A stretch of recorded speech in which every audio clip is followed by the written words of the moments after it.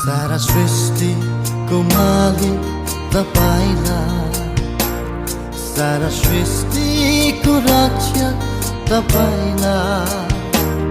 हाम्रो हृदय समेतले आदर प्रणाम सधैँ होस् तपाईको गुणगान।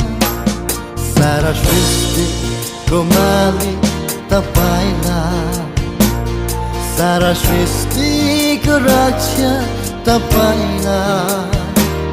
हाम्रो हृदय समेतले आदर प्रणाम सधैँ होस् तपाईको गुणगान।